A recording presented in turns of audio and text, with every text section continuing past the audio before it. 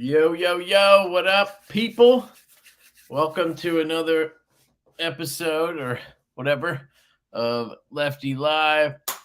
I'm having on Corey Dunlap tonight. He was on a couple weeks ago or like a month ago with Ben, and he's the resident sharpener. So if you guys have any questions, you can throw them at him, but we'll just be hanging out and talking, and he's right here, so I'm going to bring him on. What up, dude? How you doing? I am good. How's it going? What's new over there? It's kind of cold right now for us. I hate to even bring that up to you, but is it like 70? No, it's definitely not. It's probably mid-50s during the day, but you have a huge drop off at night. So right now, if you look outside, you'll see a bunch of people with like sheets over all their plants because, well, I'll have ice on my windshield tomorrow, which I always complain about, which isn't like I've been there, done that with the snow in the wintertime. So I'm huge baby now. That's terrible, man. Yeah, well, I can't imagine. It's kind of weird though, because you're in the valley. It's not very common, is it? I would say we get a few freezes a year in the wintertime. And like every 10 years, you'll see snow in the mountaintops, like not that far from here, which is kind of crazy. We've been having a pretty wet winter though, so it's been interesting. It's definitely been a little bit colder than I'm accustomed to. Pretty mild here. Yeah, Ben loves it, and I'm the biggest baby. Ben like comes into the office, he opens his door, opens his window. I'm like, man, it's freezing outside. You can't do this to me. When it's like 50? It's like 40, 45 in the morning. It's weird to open your windows when it's 45. Right. Once the sun comes out, you know, 55 degrees here, you go sit in the sunshine. The sun's intense and it feels good. Gotcha. So, all right. Different story. Let me say hi to some folks. We got Nuts for Knives. What up, dude? Pretty fly for a knife guy, Lord Needham. Needham just picked up my field duty 3.5. So that came in today and then went right back out today. So that happened. I did film an unboxing and I did a disassembly. I put skiffs in and I tuned the detent slightly because it wasn't engaging all the way. So, but anyway, Needham picked that sucker up. So, what up, dude? Who else we got here?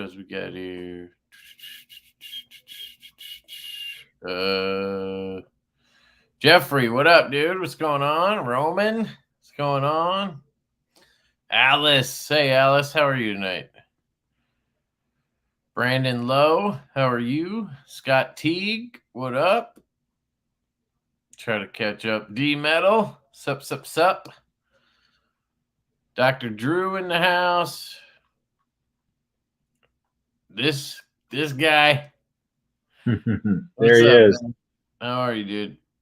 You got your windows open? Nice Standers. What up, ATR? How are you, dude? How you doing? Crispy Critter. Popping. Javon. Nice new logo, dude. Sweet. Kyle Coonley. He's got a new logo, too. You guys are all pimping the new logos. Piper. Luke 10. What up? Casey's here. What's up? I think if I lived in Arizona all the time, I think I'd love cool weather every once in a while, but living where I live, I hate it. Yeah. You know what we like here is cloudy days. You like what? A lot cloudy days. Just like a nice day where the sun is not out occasionally. Because when the sun's out all the time, you feel like you need to be productive and moving and working. And when the weather's nice, you feel like you just got to be out doing something. I hate clouds. So it's really nice. You get like a rainy day, the clouds all day, and you can be like, oh, I'm going to be lazy, take a nap today. I used to hate going to work on a rainy day. It's happened so rarely, usually. Yeah, rainy days suck, man. But we enjoy them here. That's how our whole winter is. You're in Iowa? Miserable. It's like cloudy and gray, and then it's dark when you start work and it's dark when you end work. It's brutal. Yeah. Yep. Knife life, what up? Bearded Doom. No more cold for me. I'm all about that Florida life. Yeah, but you got the humidity, man. That's the I'd rather be in Arizona where it's hot as fuck, but it's not humid, you know? Ian, what up, dude? What's going on? Ian Coates is in the house. Paul Mills, what up, Paul? Carco, what up, Chris? More salt. I don't know. I can't ever figure that one out, but I got it at least once. Blade Ogre, what up? 300 plus days of sunshine here in Phoenix. Damn, that's awesome. Sharpening question from Zachariah Ott for core. Yeah, Right off the bat. what steels do better with a mirror polish, and what don't? And what don't? Which ones don't? I would say, I think it probably for me, I think it has more to do with the blade hardness, the steel hardness, than maybe the alloy itself, and also what you're going to use the knife for. But think harder steel can hold tinier teeth for longer periods of time. So every progression you make in your stones, your tooth scratch pattern from your abrasive is getting smaller and smaller and smaller. So you'd want to have a steel that is on the higher hardness. Your SG2, like, so let's talk 62, 63, 64 Rockwell. That stuff you can really get pretty high polish on and be pretty happy with. So what allows you to get the mirror polished look then, if you're saying? If you want mirror polish, then you're going up to 6, 10, 12,000 grits in your stones. But a mirror polish can be really subjective. I mean, you can start to see yourself in a bevel, right, a wide bevel off 3,000 grit. That's like my chickadee here from Kyle Coonley. Like, that to me is a mirrored edge, basically. Yeah, if you can see, he says this is his working finish. This isn't his mirrored edge. This is just his working finished edge. It's like, Kyle, what grit is this? Like 1,000, I think he said. And then maybe stropped with some. But it's Magna Cut at 65 HRC. So I don't know if that would make it. Yeah, so I mean, it'll hold that edge better, right? Because it's that hardness, even with those tiny, real fine teeth. Okay, but it wouldn't get like mirrored sooner because of it. No, the mirror. Well, that's all about the grit you're at. I would say that if you have softer steel, your higher grit stones are going to put deeper scratches on the softer steel also. So if you ever have seen, I don't have a. I'm just saying. So if you're sharpening, let's say you have a knife that's 54 Rockwell and you have a knife that's 64 Rockwell, you're going to get a much different scratch pattern from the same stone if you use a 3,000 grit. But what does the different scratch pattern mean? Like, what does it show? Or, you know what I mean? Oh, so deeper scratches, so it won't be as polished. It'll be a little more hazy looking. And then the higher you go in grit. Okay, I think I'm getting it. So so it's kind of like brush stroke, sort of. I don't know. Yes. Like, that's how my brain's looking at it. So the higher grit is leaving. It's polishing. Duh. I get it. All right. Yeah, you're just removing scratches from every previous stone that you use when you sharpen, right? So if you start at 400, you get 400 grit scratches. They're deep, and then when you go to your next one, you're going to smooth those out. Scratches are going to get smaller. You're going to keep going and going and going, right? Right. And it's kind of like sandpaper. Or like if you went with 120 grit sandpaper, your next jump would be maybe double that, maybe 220 grit. right? You're not going to jump from 120 grit sandpaper to 400 grit sandpaper and expect to clean it up. It's not the same on stones, but that's kind of the idea, where you can jump up and you can use a polishing stone over top of a 400 grit scratch pattern, but it's not really going to clean those scratches out. The real deep ones are going to stay there, and you're just going to make it shiny, but it's going to bring out those deeper scratches. So when you polish, you just want to make sure you're removing the same as when you finish a knife. If you're hand sanding a knife, and you want to take a mirror finish blade on the whole primary bevel, the whole blade mirror finish, you're just removing scratches, removing scratches, removing scratches. It's the exact same thing, only you're doing it on a smaller portion of the blade. You're doing it on your secondary bevel. A really good example where you can kind of see the difference is Japanese single bevel knives, because they're like a 2-layer clad on the single bevel knives. And you have a soft piece of iron just on top of hard steel. What's when you sharpen the wide, like, what do you mean by that? Let me grab a knife. It doesn't have like, hold on.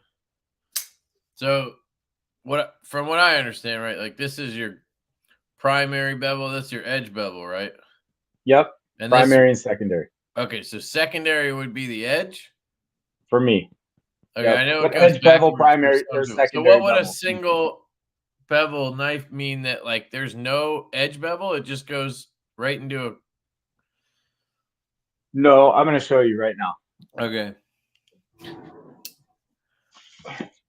By the way, I got this sick Vero Lefty Synapse in this week, and it's amazing. These are dropping next Friday, I think. So stay tuned.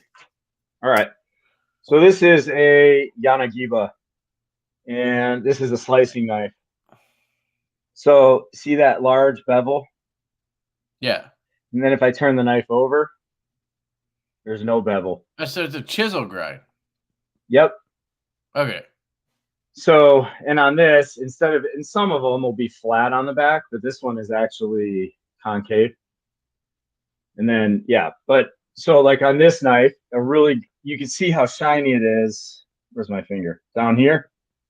See how hazy it is here? Yeah. And that's a finishing technique. In the traditional Japanese knife world of sharpening, they'd call that kasumi finish, which means like misty, cloudy, hazy. But if I put this and make this all on a synthetic stone, you'll see that the harder steel polishes up to a higher level of finish at the same grit than your soft iron does. So it's just kind of interesting how different hardnesses will react to the abrasive differently. If you ever see a hamon on a knife, a hamon is where you have two different hardnesses in a mono steel blade. It's not a lamination. What I just showed you is 2 layers. But on a hamon, you're going to have a soft spine, and you'll see that will have some color variation, some white haziness or some cloudiness to it. And then below that will be harder, more high polished steel, and that's your hard steel for your cutting edge. And you're usually sanding with the same abrasive on that entire piece of steel. So I would say anything with a high hardness, you can really get a nice polish on. Which makes sense. Softer steels are going to scratch a little bit more. M4 is hard as shit, right? Or I guess it would depend on how they treat it, but they usually treat steels like that. That's a high alloy tool steel, so that stuff is high vanadium, high carbon. Anything with high carbon is going to take high hardness. There, he says that's what's a F400. So F400 is going to be a different abrasive rating. Is that going to be like FIPA? I think abrasive rating. So American, Japanese, European, there's all different. 400 grit is not 400 grit worldwide. Micron is a micron worldwide. That's a universal unit of measurement. But grit ratings are all going to be different. So what's 3 micron? I'd have to look at a chart and see what the equivalent in like a Japanese is to F400. Do you know what 3 micron is? 3 micron is going to be somewhere around 5,000 to 6,000 grit. Oh shit! If you tried to equate that, so and that's a working finish. because that F400 is probably a little bit lower. So what you're doing is you're polishing over a coarser scratch pattern, and then you're buffing that up. But I got you, Kyle. What's that stone? The F400. Is that one of those Venevs? Diamond stones? Polished versus mirror is totally different, in my opinion. He says. Yeah, you would not see any scratches in a mirror, and that's gonna be super time consuming. Polish gets polished really quick. 1,000 grit edge will look shiny and polished. So what he's saying, I think, is that what I was showing you, that edge is polished more than mirror. So Zachariah says, I've been doing my mirrors as follows: 100 grit to 300 grit to 600 grit to 1500 grit to 6 micron film to 3 micron film to 0.25 gunny on kangaroo leather. Does that sound cool? It looks like a good grip progression to me. It's a lot of work to get those mirror finished edges. Is there a quicker way to do it? No. Skill. Okay. But you have to go through that progression. You just have to make sure you're not leaving any scratches from previous stones. And especially once you get into those really, really high hardness, you get into those high, or I'm sorry, not the high hardness, the really high finish stones, 10,000, 12,000, 14, they start to bring out scratches that you thought you got out, and it can get pretty frustrating. ATR, are you getting shit on the standard for the HRC on the Magna Cut? He has a knife that he brought out. It was made by Best Tech, and they did Magna Cut for him, and they did it at 62 to 62 and a half, which honestly, for a production knife from China in Magna Cut, that's like really good. Like, I'm surprised he got them to do that. Because I remember asking them, and they said like 59 to 61. And I was like, fuck no, I'm not using Magna Cut then. But they must have heard, what was, everybody wanted, and then they changed their tune a little bit. But yeah, I think that it's kind of funny. So I just got a blank for a chef's knife design of mine in Magna Cut, and I'm prototyping right now. And I'm all over that data sheet, because everybody's 63 to 64 Rockwell, and I'm looking at the temperatures for heat treat. And this is really my first stainless steel I'm messing around with, and why don't you just talk to Laren Thomas? Yeah, so I mean, it's all his stuff. It's all his data sheets. Yeah, but you can just like DM him on Instagram. He'll answer you. You can just ask questions and shit. Right. No, but I look at it, and what looks appealing to me. Right. 61 and a half. You give it a cryo treat, you get an extra point out of it. I don't know that there's a whole lot to have more than that. I mean, what people want is 64. That's what people want. Right. I just think it's really hard and tough as shit, but it still has. You get the edge retention, but like it's still hard. Like it doesn't chip and shit. Like normal. Have you seen Medford's rant about Magna Cut and his a while ago where he said he was doing 59? I don't remember. The gist of it was, the people saying 63, 64, and his results are he's not getting what they say they're getting. And that was bullshit, dude. That's Medford speak. that's Magna Cut's tearing up our consumables, and we don't want to do 63, 64, so we're going to make up a reason why. Instead of saying it's tearing up our consumables and we just don't want to work with it. Right. Just do that, and then just do it. It's like, I don't think people would be upset if it was at 63. I think 63 is like the baseline that people are accepting at this point. 62 I don't is think like, that, okay, but like they don't really want that. I think you could give most people a 62 Rockwell Magna Cut and the 64 Rockwell Magna Cut, and they would not know the difference. No, because they're not going to ever have two side by side using them. That's not the point, though. Like they I still just think want, that it's going to be a marginal. It's going to be like if you're gonna ask people or have the conversation, they're gonna want the better performance or they're going to perceived always want 64 Rockwell. I think or that perceived better performance. You know, I can tell you I have this knife. It also depends on what you're doing. So like, I have this knife, which is a Demco 20.5 with a reblade from Transparent Knives.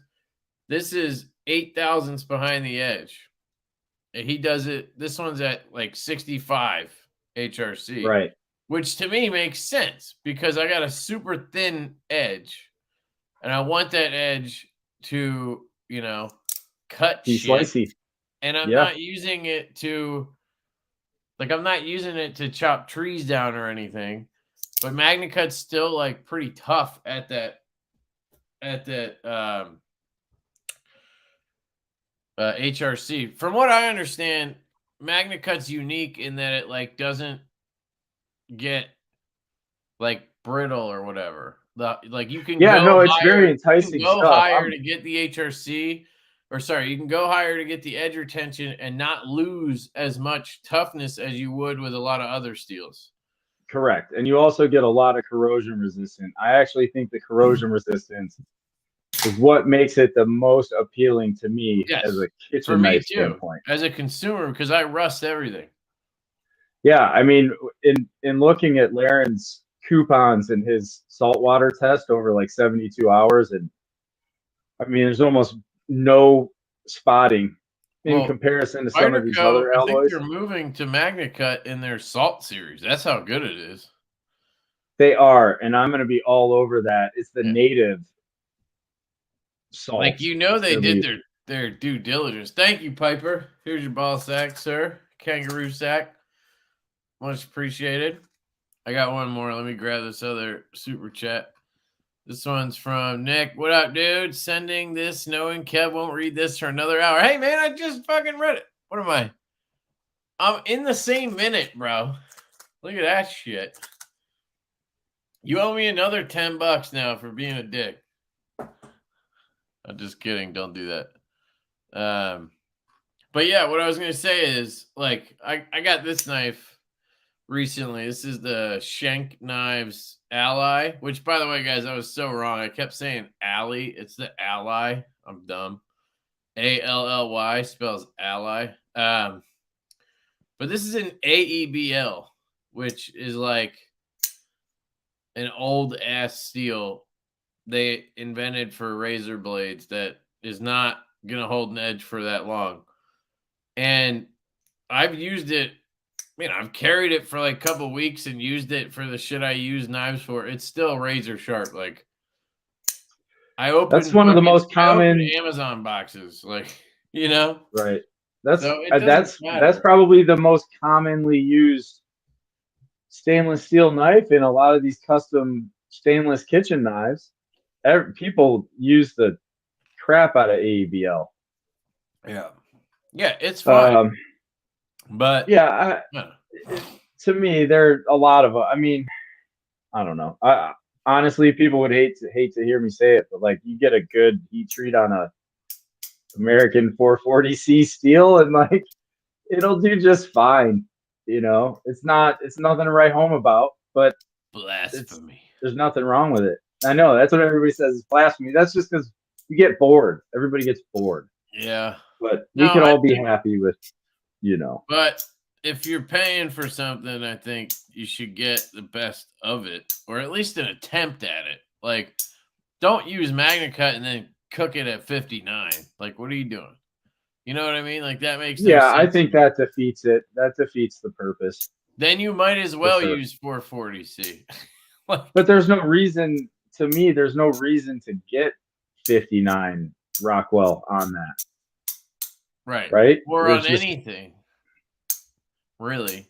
Unless it's like an outdoor camping knife or some shit. But yeah. dude, the tack, you need to send me a link to that video, because if I recommended it, there's no way I recommended that knife. There's no way. because I remember not liking that knife. The flipper tab was like pointy. All the corners were pointy. That knife felt like unfinished, basically. Just like sharp edges with a blade on it. Yeah, I didn't love that knife. No. The answer to your question is no. And if I did, then I should slap myself. So I'm going through these comments. I would agree. Most of the guys here don't cut much shit, but on the other hand, if you're going to offer something, a premium steel should be done. Yeah, that's what I'm saying, basically.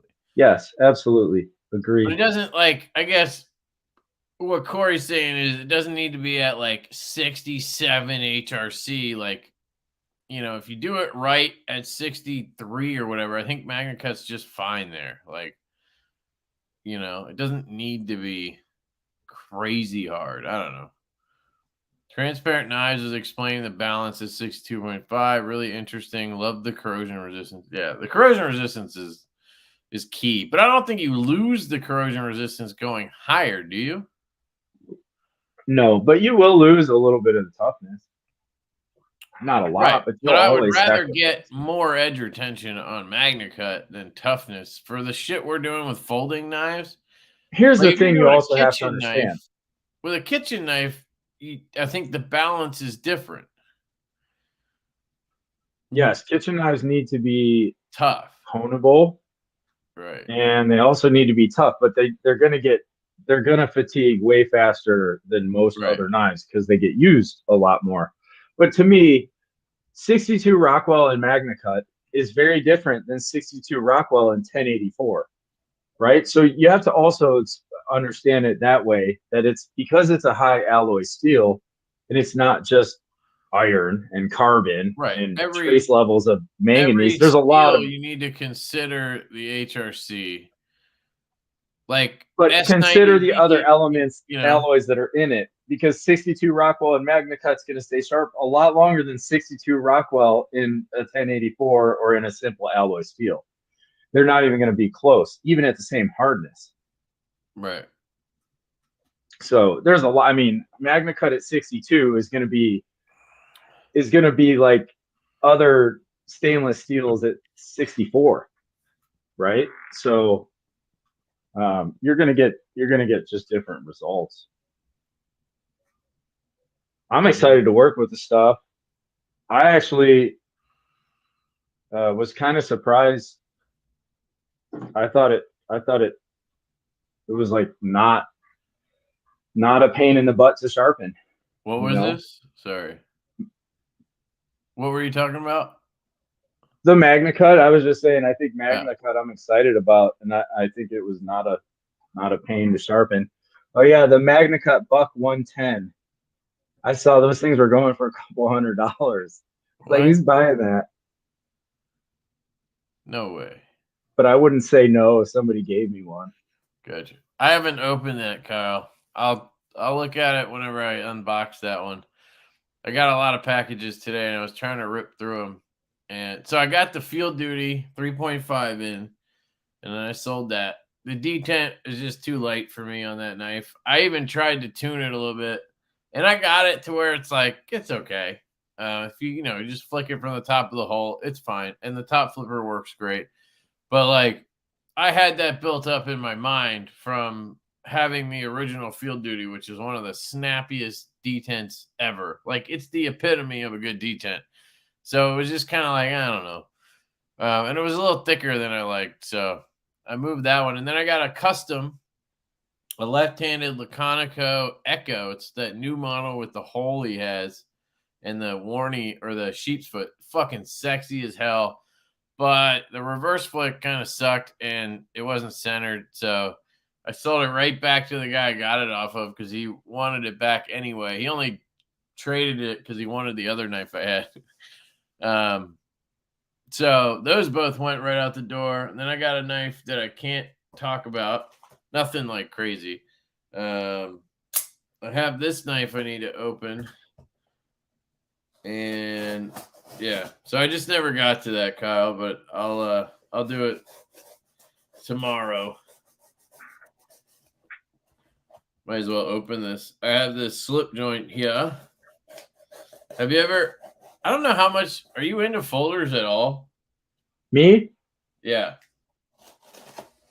Yeah, I like to pick my poison though. It's, you know, like it's kind of hard. I like to try to stay focused. And right now my focus is not on locking folders. Okay.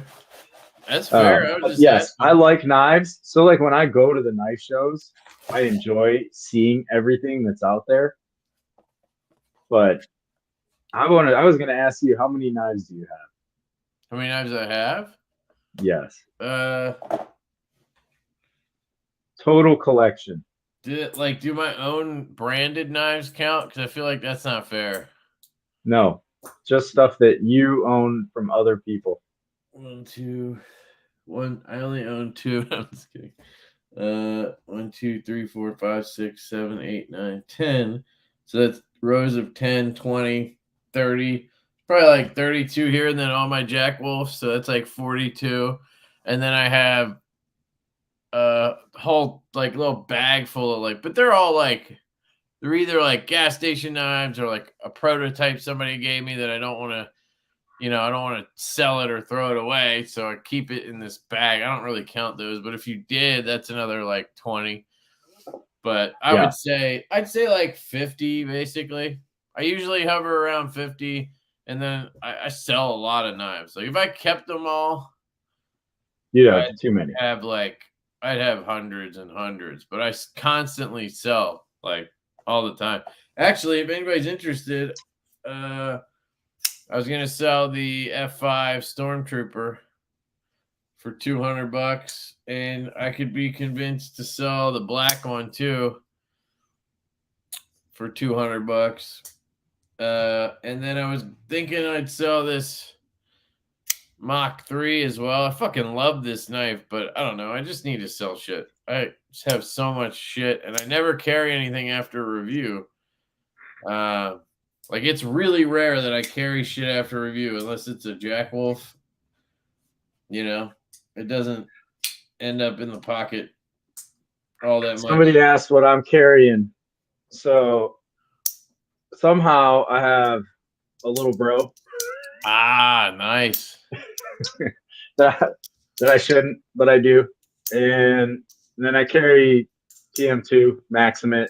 Those are I switch out between the laid back jack, the Benny's clip, and the little bro. You got the slippies too. Here's my little bro. I got the white sheath or slip for it. Nice. Yeah, this thing's sick, dude. But I always carry a slip joint, and then I usually carry one locking knife. Yeah, I usually have. I'm like a 2-knife guy. I don't know why, but I'm a 3-knife guy, and I don't even need like half of one usually. Yeah, I usually carry something in the front left, like a slippy, and then I carry another knife, kind of like a backup or a primary, depending. And then I carry the chickadee. Sometimes, shit, man, I have like fucking 4 knives on me just because I'm filling up my pockets with shit. I don't know. Like today, I was carrying the Synapse Lefty. Loving this thing. And then I had the new Kershaw OTF. This thing's sick. They killed it on this. Did I turn off the hold on. No, it's on. All right, let's see. Maximit. What do I think of it? I think it's really, really brittle. Even if I press too hard on it when I'm sharpening, it'll chip out like really tiny little micro chips, and it's just fracturing. My understanding. It's really good for opening Amazon packages for years on end. But I like it. But I hone it like all the time on my little strop, the little diamond resin strop. You probably do that with everything, right? Yeah, I just do. I just try to keep up. Because I like that comment says, I don't want to sharpen anything. It's true. I don't want to sharpen my own knives. So like I just hone them on a regular basis. And then I rarely have to actually go in and regrind them unless I do something stupid. which is also not an uncommon thing. So because I know how to fix knives, sometimes I'll do things with them that I probably shouldn't. But the reason I got this Maxit knife was because it was a factory second at a show, and I just was like, you can't beat that. It was like $80, right? Yep. And they had the Native 5 in Maxit 2. I really liked that, and I don't know where that went. I lost that. But I just kind of figured this is kind of the extent. I like slip joints. If I was going to really go out and buy stuff I liked, it would just be slip joints. And as far as I am right now, it's like Spyderco uses some pretty awesome steels. They do full flat grinds. And if you can get this factory seconds for $65, $70 and beat the heck out of it and then just throw it away, lose it, and not feel bad, then cool. True. Ben asked if a honing rod is a sharpening device. Yes, it can be, but honing and sharpening are two different things. So honing is like edge realignment or polishing. All right, sharpening so he's talking about that thing that's in your knife block, right? Yes. Yep. Yeah, I don't think that does anything. It does. It abrades the edge. It depends, right? So you have steel, sharpening steels, what they call sharpening steels. I don't think they're sharpening steels. You can it'll like burnish your edge, and it'll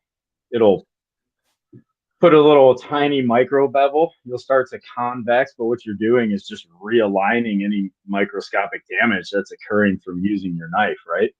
And then if you use like a ceramic rod or a diamond steel, then you have abrasives that are actually cutting. So they're cutting tiny micro bevels. But that's not the same thing. The thing that comes with your knife block is not going to have diamond on it, is it? No, usually it'll be about the same hardness as the knives that it comes with. Right. Or maybe a little bit harder. Should be a little bit harder. Best case scenario. So that it actually is more efficient. Go check out his channel. Check out G-Ball Vision. A honing device is not made to remove steel. It's made to realign the apex, so it's not a sharpening device. There you go. That's Same answer, different way of saying it. Cool. She literally said the same thing you did. If it's an abrasive rod and is removing steel, then you are sharpening. Huh. Yep. I'm just trying to tee up a sharpening question for Corey, since that is what we're supposed to be talking about. I think the key with the rods daily. The difference with the rods is that you are not able to recreate your sharpening, your edge angle, right? So you can remove steel and you can tighten up that edge. You mean? It's round and it's a higher point load. So you're really only making contact as like a micro bevel. It's really almost impossible to hit the exact same angle that you sharpened on a flat surface at, right? I can't tell you how many times I've picked up a knife and one of those rods and tried to line it up, and like fucking, that's just like what you think you're supposed to do because you see chefs do it in like TV shows and shit and movies. They're like, it's like the barber on the leather strap. Any person that sharpens knives, though, knows that when they're removing a burr and they're finishing their edges, they're not just haphazardly slapping it on the stone. Right. So whenever I watch people do the honing rod like that, I just kind of laugh, because you would never see a professional sharpener slap their knife around on a stone like that. And why would you expect to get great results doing that? I think it's just like, hey, I'm about to chop up this chicken. Let me, right. Sure, but it should be really precise. It should be a precise movement. It should be steady. It should be thought out. It shouldn't just be haphazard. And you shouldn't have to put a ton of pressure on it. If you feel like you have to lay into it, then it's probably beyond what that tool is designed to do, and you're not really going to get great results. You're better off going to a stone. Favorite compound to apply to a strop. And why is it gunny juice? It definitely is gunny juice. And I like the gunny juice because it doesn't all clump up. You get a lot better polish off the gunny juice than you do with the spray. The poly or monocrystalline sprays that they have, they're not deionized or demagnetized like the gunny juice is. So you can get big clumps of diamond, and if you got a bunch of big clumps of 1 micron, it's no longer 1 micron.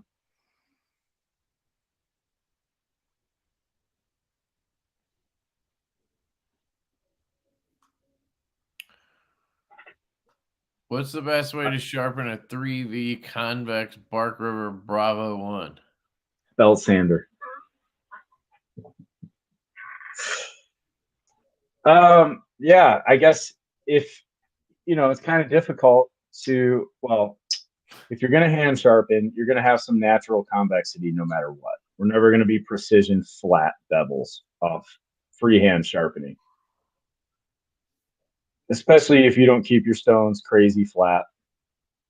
But if you run at a true convex edge, your best bet is a slack belt sander.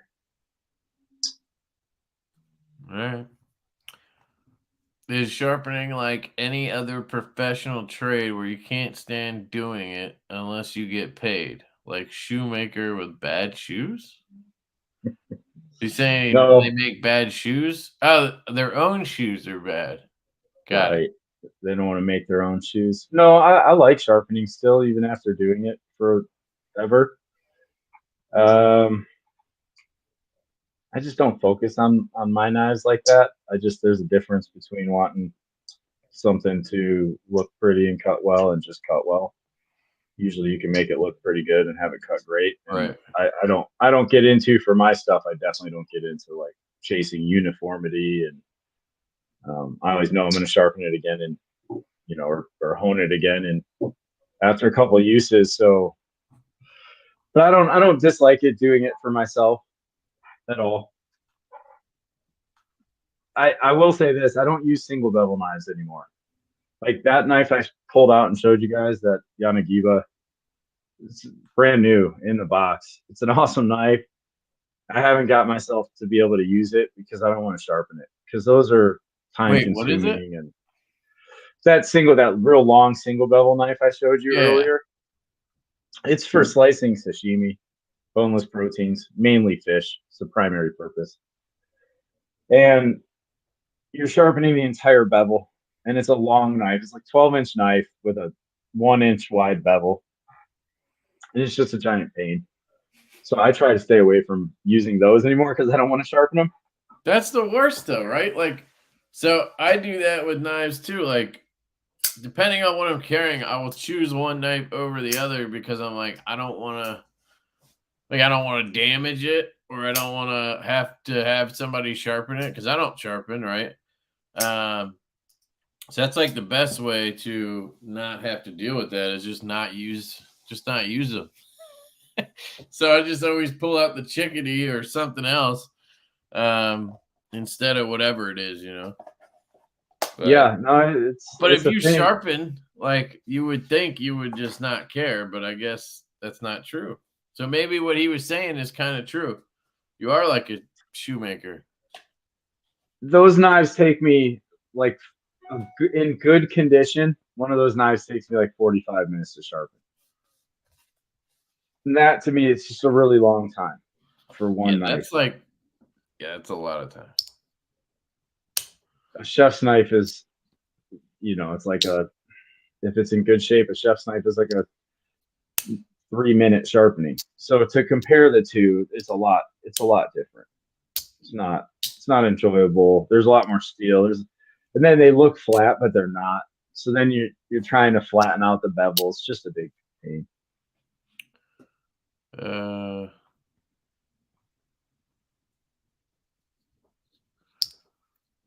Which knife sharpening kits have you tried? Any you recommend? Sharpening kits? I never have really tried any. sharpening stones, I've tried a lot, brand wise.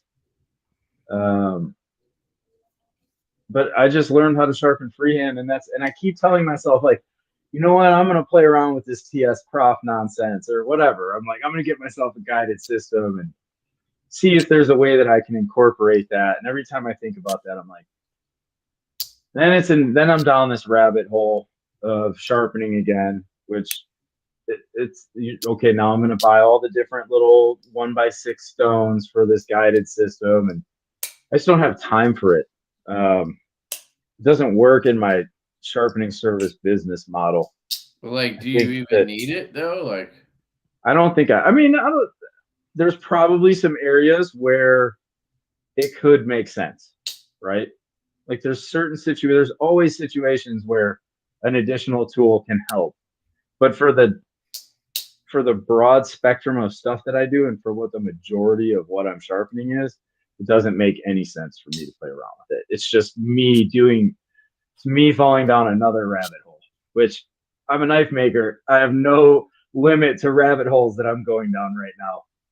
Like it's never ending. So, yeah, I wish I had a better answer than that for the sharpening systems. I mean, I don't know. People seem to like those TS Prof systems. They seem to be pretty popular. And I think they're a little more reasonably priced. I know there's different models of all those things. So I can't really speak to the guided systems. If anybody's interested, I have this birdvis in from Ev over at Knife Ninja EDC. He's selling this butterscotch micarta, brand new. I saw him buy it at Blade West. He's never used it. Pretty sweet knife. I think it's the Lancaster, his new model. Feels like a hollow grind too. Let me double check. Model Harper, sorry. My issue, 154 CM at 60 HRC. Caramel micarta, not butterscotch, but I think it's the same thing. But I don't know. Only 60 HRC? What's up with that, man? Yeah, I don't know. But it's 154, so it's fine, man. I think the spring is a little... Have you ever handled one of these? I have not. I think the spring's a little light, but the walk and talk is really good. It's just lighter than I would like the spring to be. Is that called shadow pattern? Shadow pattern? Yeah, well, there's no bolster on it, right? Oh, I don't know. You gotta ask Ben for that if he's still watching. What's the technical term on that? Yeah, and there's no hardware. There's no way to like get under the scale if you had to clean it or something. Somebody was showing me. You just kind of open it a little bit like this. Push the spring. Spring pops out a little bit, and then you can apply some oil and then, work it in. But yeah, this is really good. I mean, it's dead centered. There's no play or anything. So I don't know what he's asking. Cool little knife. Anybody's interested, like $850, I think. It's sweet. It's just my biggest issue with his knives is blade to handle ratio. I can't get over that with certain knives. Like smaller blade, bigger handle. Yeah, like the blade just looks tiny compared to the handle to me. Where does it end does it not? It's fine. That's crazy because it does look small.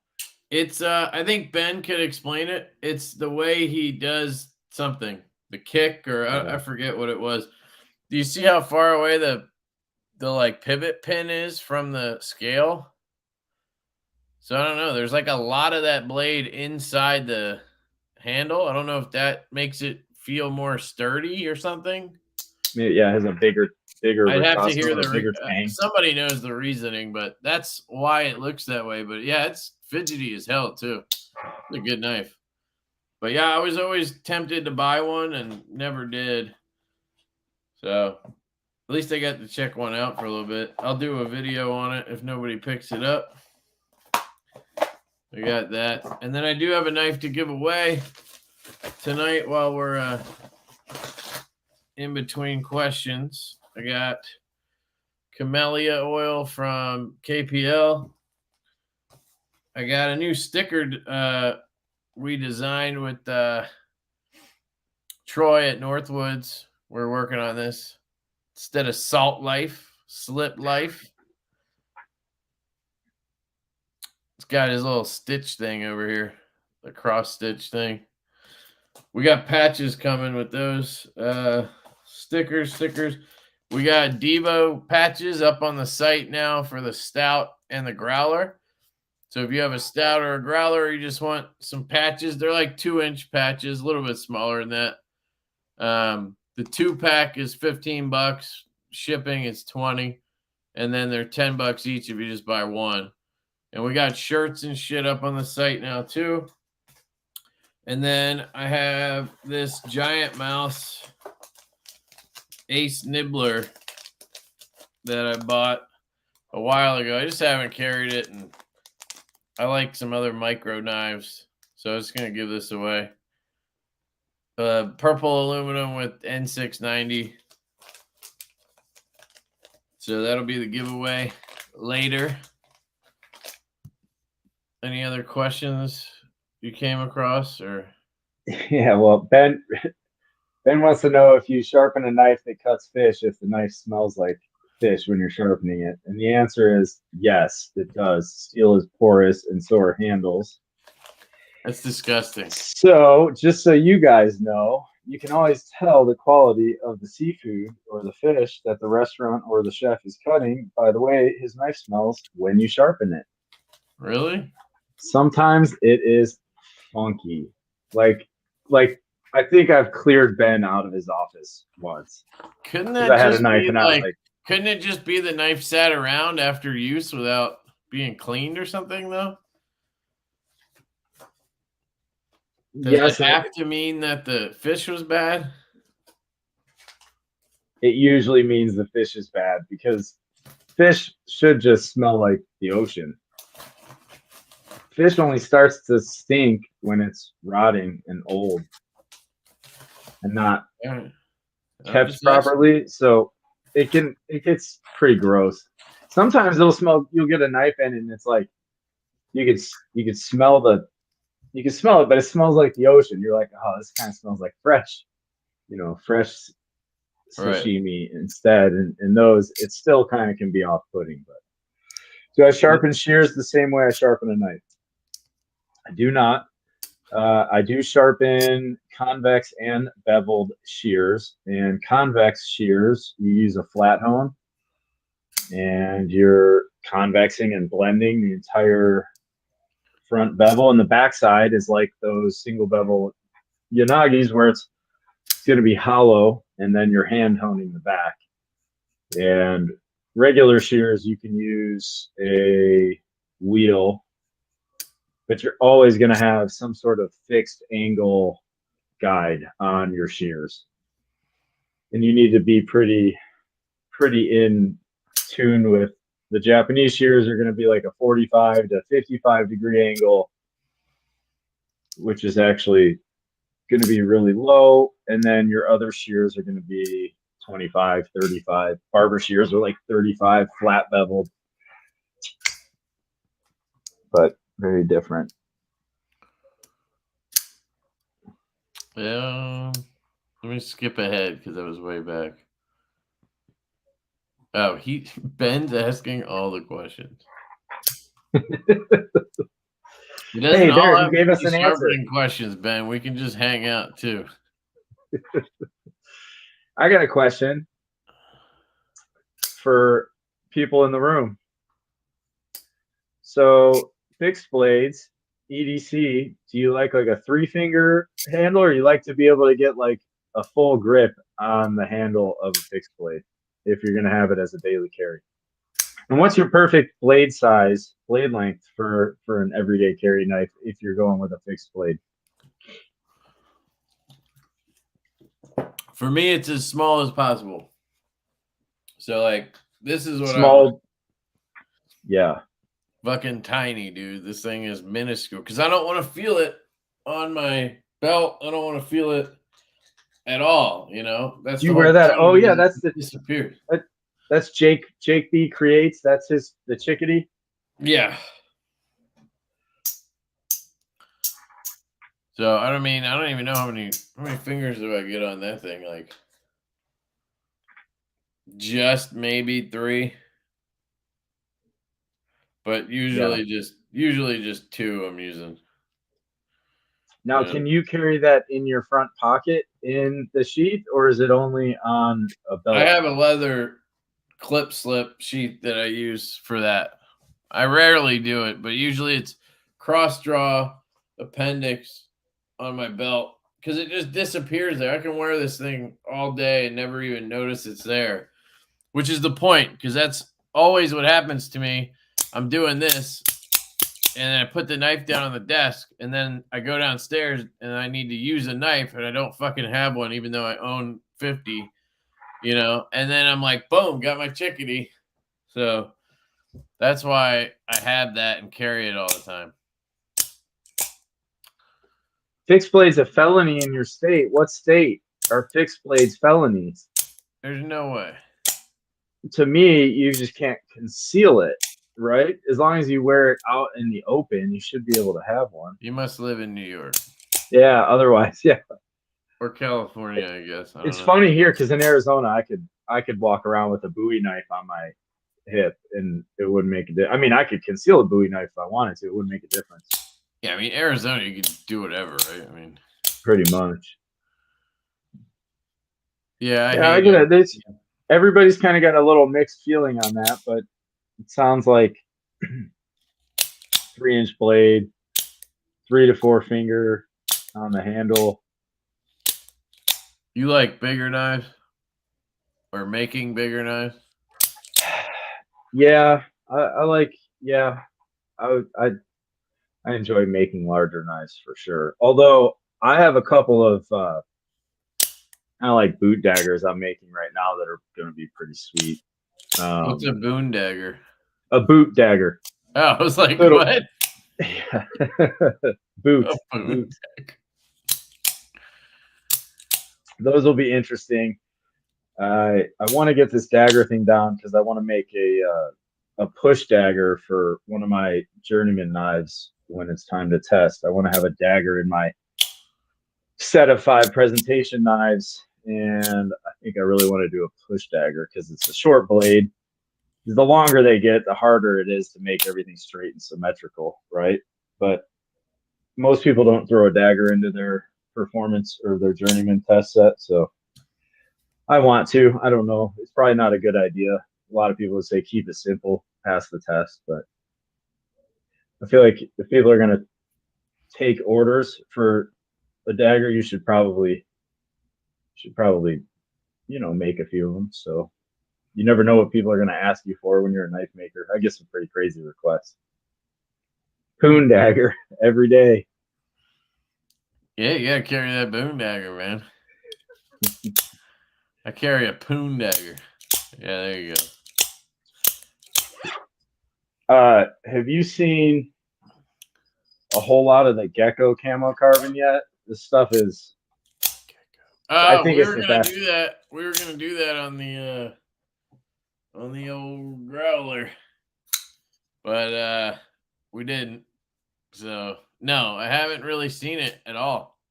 Dude, it is insane. I have bad lighting in here. Yeah, that was my second choice next to the 80s stuff. It pops more than anything I've seen. Yeah, it looks good. That I've used. It's got a lot of the neon blues and greens, right? For whatever reason, the green and the blue really pop off each other, and you get a lot of light. There's one of my EDCs. Yeah, that's sick, dude. What size is that? That's fucking gorgeous. I think you're probably about a 4. My handle on this is a little bit larger, so I think you're probably about 4.5 on the handle, but it's easy to take that butt off or bring it down. I do make a 3-finger version with a little bit shorter blade. The material is made in the U.S. So is the knife. Yep.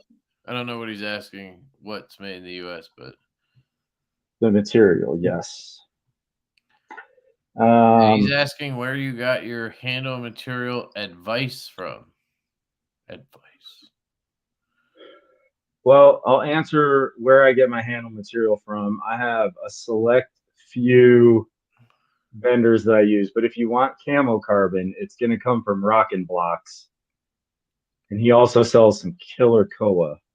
And then I use a company called Arizona Ironwood, where I buy a lot of, you guessed it, ironwood.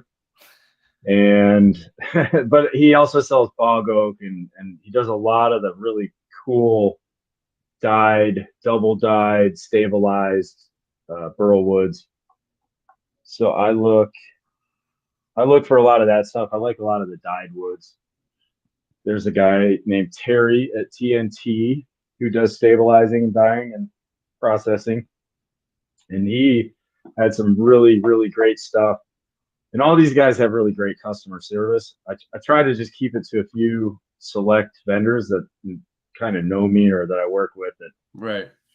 You know, since I'm constantly, it's not like I'm ever out buying 10 to 20 pieces of handle material all the time. So it's, 2 today from this guy, and then I'll look around, and then tomorrow and 2 days from now, I'm calling another guy. Hey, what do you got? Somebody hit me with, oh, I need a purple handle on my knife. And I'm, you scour and you build those relationships, and then you call and those guys will kind of cherry pick for you. And it's nice, Right. Here's the Brittany blue, which my lighting is not going to show, but I was really impressed with the Brittany blue. And this blade is just a taller version. The Brittany blue / green. Yeah, exactly. It's like, yeah, exactly. But there's a taller blade version. I just kind of like that clip point. Sick, man. What's the model called? Tall. I kind of just look at these. This is kind of my standard, like, hunter utility EDC pattern. I make a smaller knife than that. That's kind of similar, and you can get it in a drop point. But I just haven't decided to like settle on any particular. I'm getting really close to having them where I think I want them, and just being like, I'm not screwing with this pattern anymore. This is it, right? For kind of all 3 of my smaller fixed blades. So that knife that I just showed. Do you have any of the smaller ones? None finished right now, no. So what's your smallest size? You're looking at, like, I think it's like 6.5 to 6.75 total length. It's under 7. Okay. And you can basically fit it in a, man, there's I wish I could pull it up. I'm not computer savvy like you. I did a really cool is it on your Instagram? Yeah. All right, hang on. Who knows where it is? I could probably send you the thing, and then you can have it. So I like doing them with a differential heat treat, and all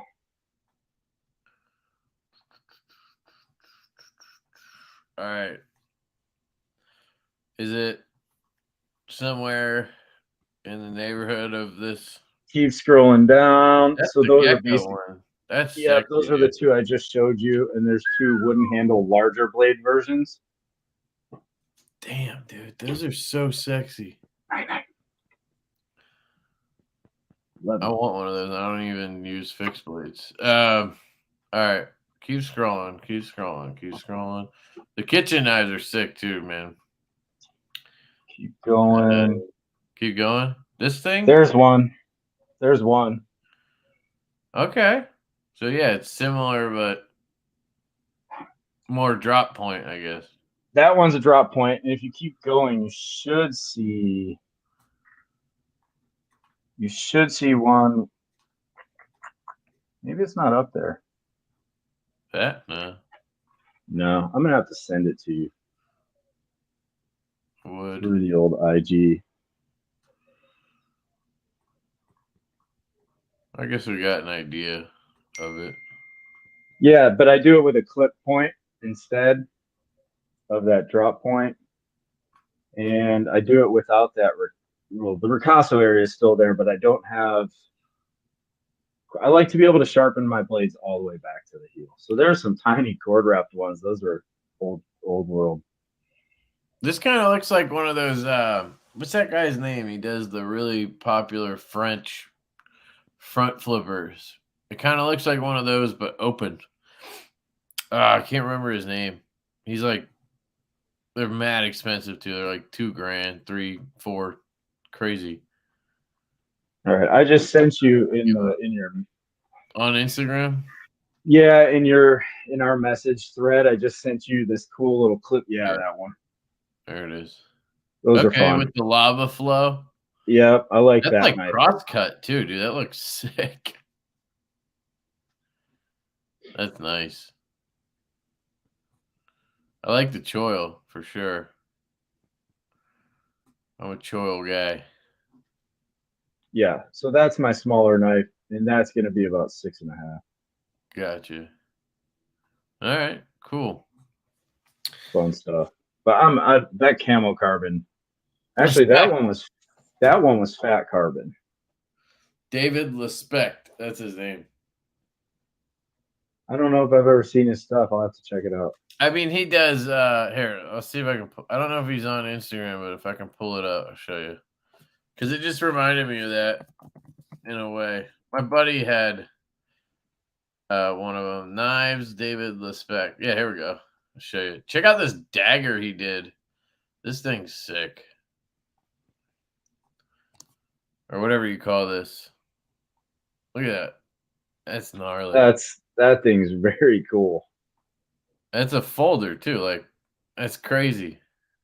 Yeah, and it looks like a flipper. A front flipper. There's no flipper in the back. That's a shadow box or whatever. That's pretty cool. But here, let me see if I can find one so you can see kind of what I'm talking about. Yeah, like look at it. Well, that's a warning or whatever, but I don't know if you see the resemblance. I didn't know he did fixed blades too, actually. But yeah, my buddy has one that's like got the same kind of wood grain or the wood handle and everything. Like that. I don't know why, but no, I get it. Yeah, it's cool. Very cool. Those are cool knives.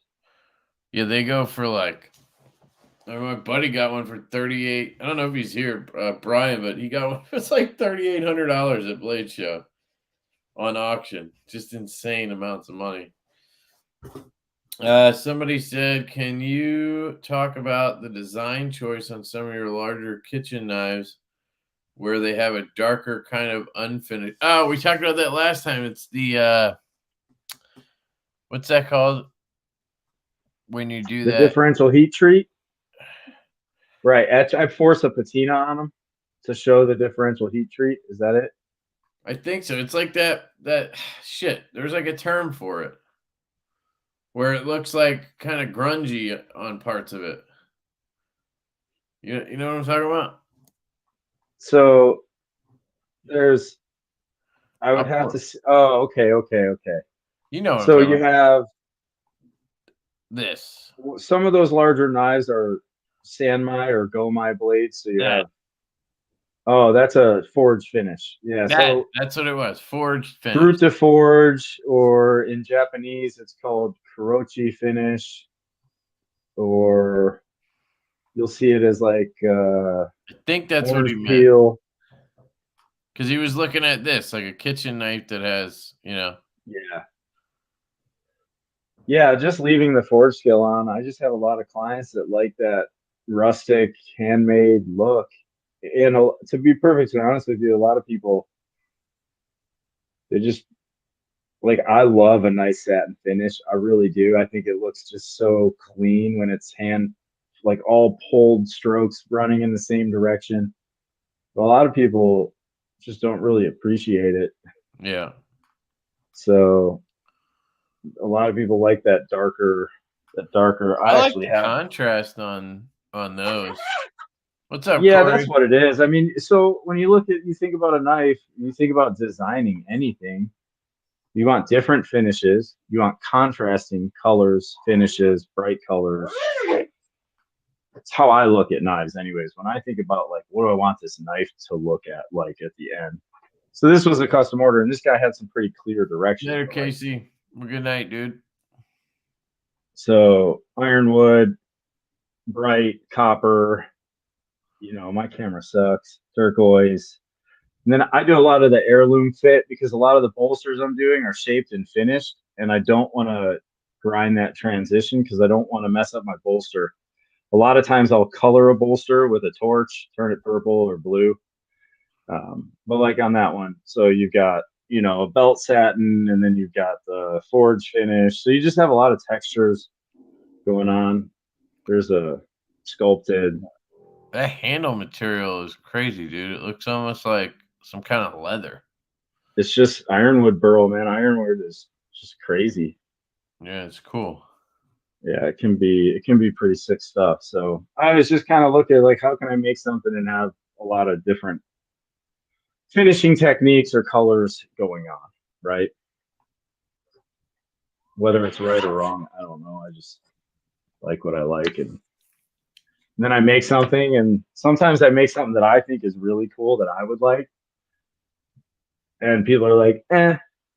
And Yeah. then I make something that I'm like, man, this isn't for me. It's not my style, and They love it. the next thing you know, I got to make 6 of them. You know, it's like, what just happened?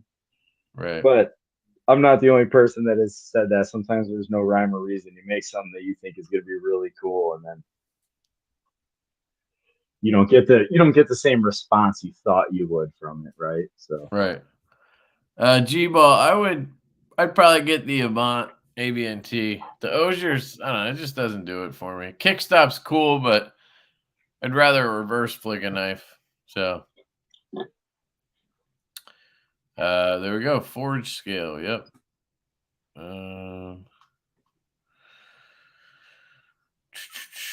You see, I'm way is there behind. a trick? Is there a trick to keep a Tonto from going retarded at the angle? Man, Tontos are challenging. Sometimes there's like sometimes you have that curved Tonto tip, and sometimes you have a very flat angular tip. Those I think those flat ones are a little more challenging because you have to almost keep that bevel flat on your stone. Just being consistent with your angles, and don't wash out the transition if it has a sharp point from the flat part of the blade to the tip. Make sure you look at that like 2 different sections of the knife, and you sharpen up to your, I guess, your transition point there, and then sharpen your other bevel towards the tip. Sometimes when they're round, you can just follow right through and then follow up towards the tip on the curve. But I try to keep that kind of a crisp transition. It's not Yeah, easy you guys though. are like, it's funny how you Yep, somebody else answers it and it's like the exact same answer. it's good. It's a science. You got a lot of informed people on here, and that's good. Have you ever sharpened a Rockstead with a 0 grind? Show me a Rockstead. I don't think I have. It's a Japanese folding knife, high end. They're like $1,000, and they do a 0 grind. Here, I've sharpened some funky. There's a dude that I have that's a client that brings in. Oh man, they're the craziest bevels. It's almost like it's like a Russian name, or Shirogorov? maybe it's close, but no, it's not that. This is a Okay, Rockstead. so That's even worse. That's a Rockstead Tanto, but hold on. can you show me? I want to see the back of that knife. This is a, let me see if I can get a Higo 2 up. Higo 2 is the most popular. That's probably what you would have seen is this knife. What do you want to see? I would like to see, is it the same bevel on the front and the back? Yes. The same. Yeah. Yes. So it's just a saber grind. It's just literally ground a down to 0 0. grind. So like it goes from here to the edge. There's no edge bevel. Right. Does that make sense? Yep, absolutely. So you basically have an enlarged Scandi, right? You have a Scandi grind that is a saber grind. So there's 0 secondary bevel on that. I have never sharpened one of those. I hope I don't ever have to. they look like they would be very time consuming, especially if they're really high polished. G-Ball, just wait until you find a knife that speaks to you. You don't have to buy a knife right now. It's like, You know, the problem I see with that knife too, when you go to sharpen something like that, and if you're somebody who likes to keep that full polish, now here's a place where a guided system would actually come in handy for me, but I can't justify it because I don't do enough of it, and I also, it's just not that important to me. I would have to really have somebody ask for this type of sharpening. But let's say you had those two knives and you wanted to keep those like really high polish, or let's say like a legit mirror finish on those bevels. That plunge line, I cannot hit that plunge line on my stones the way I would like to freehand as well as you can with the guided system. The guided system, you could get right up against that plunge cut and you could hit right back in that corner. Yeah, if I had to send a knife back to Japan for sharpening, I probably wouldn't own it. Or what I would do is just sharpen it. Honestly, if that was, but how often would you have to sharpen it if it's 70 HRC? Yeah. And who's to say you can't just put a little micro bevel on it and be really happy and kind of hone it and keep it that way? But I always look at things like, what is my maintenance and upkeep on this, right? If I have to send something to Japan to get it sharpened, so they're also convex. Yeah, so that's terrible. Yeah, that wouldn't be a whole lot of fun to sharpen. I'd probably steer clear of those. Yeah, anybody have one we can send to them? Make them do it. Do it. Yeah. Man, that's like, yeah, I mean, you got to get creative sometimes. He didn't drop it, dude. He like he was prying shit with it on purpose. With one of those knives? Yeah. He was trying to prove a point in like a Instagram reel, and he was like stabbing at wood saying, I use my knives, and he fucking broke the tip off of one of those. It was pretty funny. That sucks. He still posted it though. So like I give him some props for posting that shit. I would do the same thing, but most people would not post that. They'd be like, fuck. Yeah, they're like the B-rolls? They're not 70 HRC. They're like 66, 67. But it's still crazy. I mean, I guess not these days with Magna Cut being up there at 65, 65 and a half. Spyderco rates their Maxit at 69.70. God damn. Yeah, it depends where you look. Some places have it listed as 70. But it's nuts. I have a HAP 40 kitchen knife. HAP 40 is like a high alloy. It's like a 4% chromium, high carbon kitchen knife. It's a high speed steel, but they use it in high-end kitchen knives in Japan, and it's like 67, 68 Rockwell. Wait, what was this? Sorry. This kitchen knife I have, HAP 40 is the steel. HAP 40, and it's 60, yeah. Spyderco uses that sometimes too, right? 68. That's probably my favorite. It's probably my favorite knife. I bought some. I've got some Apex Ultra steel that was designed for a forging steel. It's like carbon steel that's supposed to be able to be like 65, 66 Rockwell, and you're supposed to be able to run it for razors and kitchen knives, super thin and have some good toughness. There you go.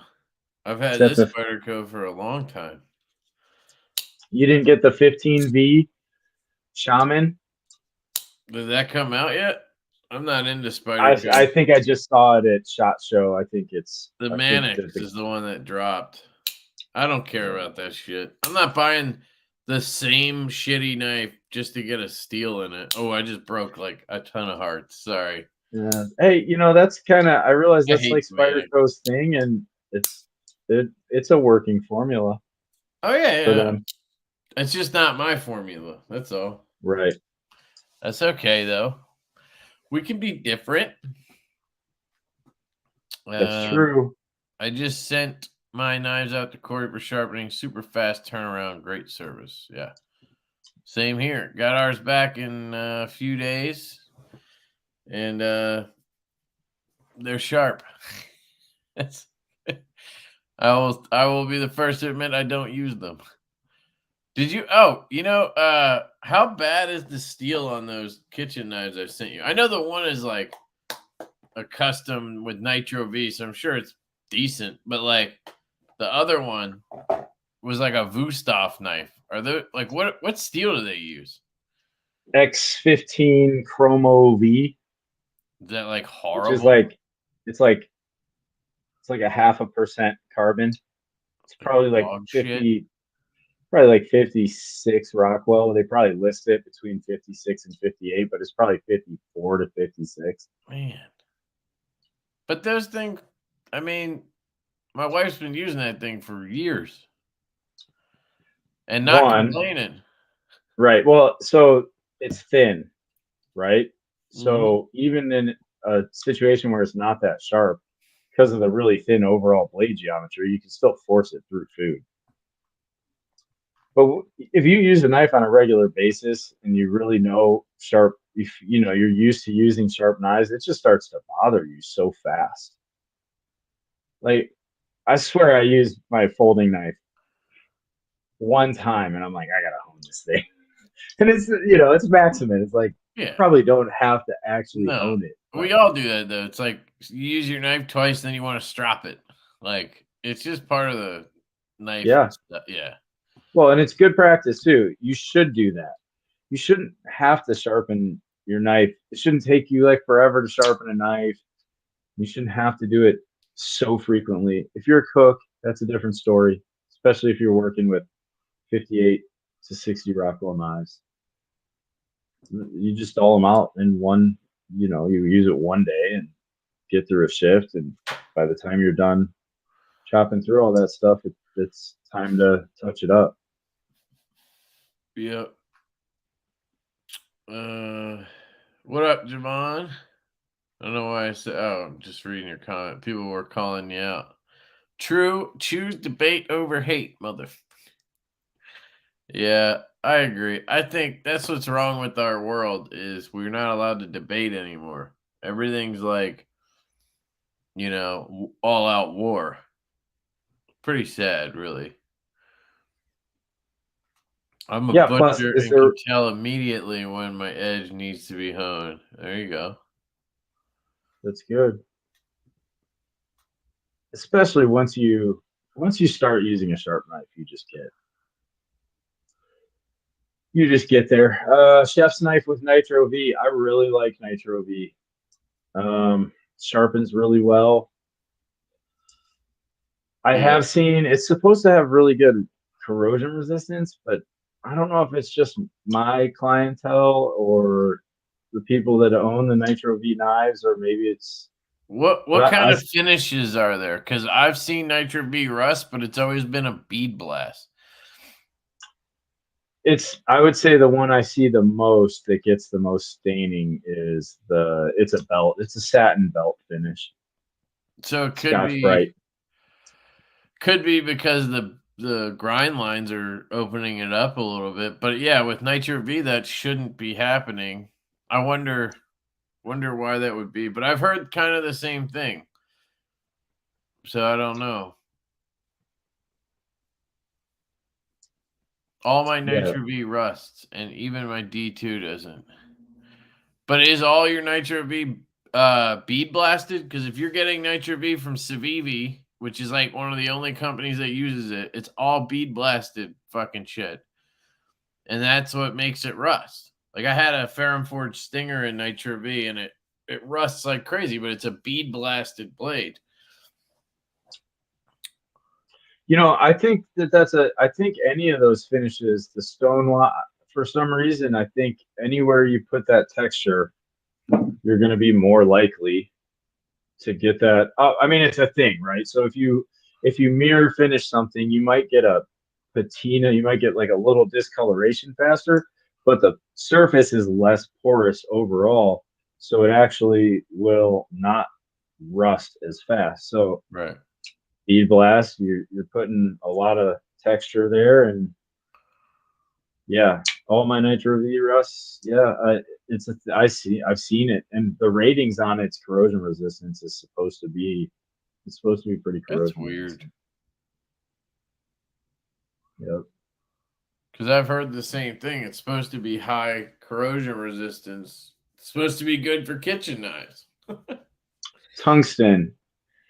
I have. Tungsten? Yeah, have you ever sharpened tungsten? That's not a So steel. no, it's a alloy. Why would The, you make a knife out of tungsten? You know how heavy that shit would be? so my understanding is Or is he talking about tungsten carbide? he is talking about tungsten Okay, carbide, okay. That's probably. completely different. Got you. Tungsten And carbide is like the Teravantium type shit, right? well, and they do put tungsten in. They do also put tungsten in that steel, that blue super Aogami super steel. It's got tungsten and vanadium in it, and it's a Right, but that's different. I was thinking tungsten, like, the heavy yeah. ass material. So Hankel's makes a kitchen knife series. I don't think they do anymore, but they used to. And on one side of the blade, they had it coated with tungsten carbide, and it makes it just a giant pain in the ass to sharpen. Yeah, Teravantium's dendritic cobalt. There's a guy that I makes. knew that, but it's kind of similar, I think. There's a guy that uses dendritic cobalt. I think he's out of Arizona. He makes like dive knives. Makes sense because you can't rust it, and it stays sharp for a long time. Actually, be a really good knife for that purpose, or steel for that purpose. Yeah, and I think they cast it. Yes, it is. It's cast. Yep. Yeah. I met a guy in Mike Venino. Have you ever heard of Michael Venino? He's a master bladesmith with the ABS, but he does a lot of folders now. And a lot of his folders, he uses that dendritic cobalt as, I don't know if he coats it or it's his edge, or I don't remember how exactly he does it, but we were like talking about how you sharpen that and how different it is. You can You sharpen. can still sharpen it. It's like burless sharpening. You can't like grind it and get a burr on it. You basically have to like hone it and like get it right to from what I think what he was explaining. Apparently it's very toothy, and it keeps that edge for a long time, but it's not like you can't polish it basically. The tungsten carbide stuff apparently is similar in that aspect, but it lasts like forever. Like those you don't have to sharpen very often at all. Where Teravantium, I guess you'd have to sharpen a little more often. He's saying it's not hard like tungsten carbide. So I don't know if he means edge retention or toughness.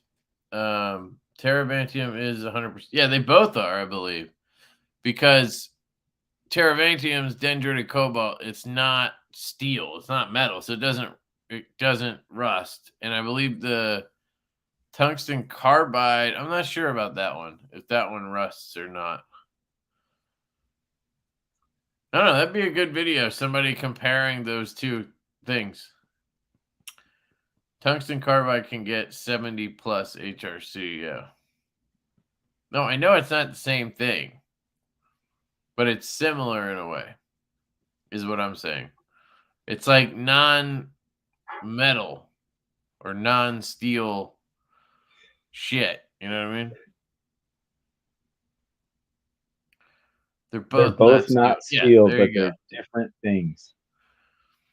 But they're the same because they're both not steel. I would argue that polish does not mean a weaker edge because you have less stress risers. You have a more continuous edge when you have a finer tooth structure.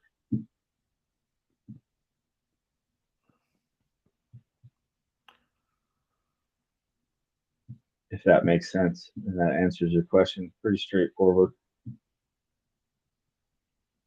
I noticed that if you sharpen on a belt sander at 120 grit, you can get a really nice toothy edge.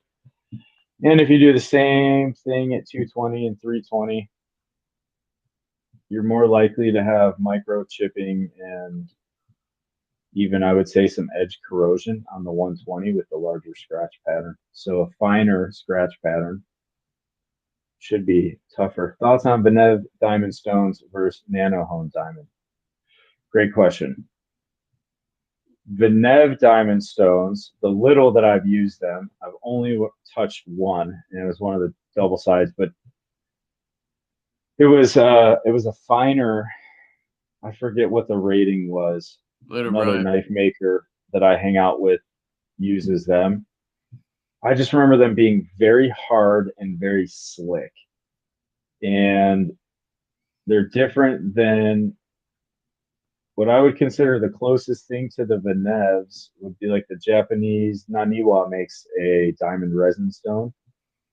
And those are going to be more similar to the Venev diamond stones. Nanohone diamond stones are very almost rubber feeling. Like you could feel the resinous aspect of them. I think your coarser, I can't even speak to this actually. I was going to say probably your coarser Venev diamond stones will feel more aggressive. But I just got in a 200 micron from Nanohone that I'm sampling out to see if I want to carry it.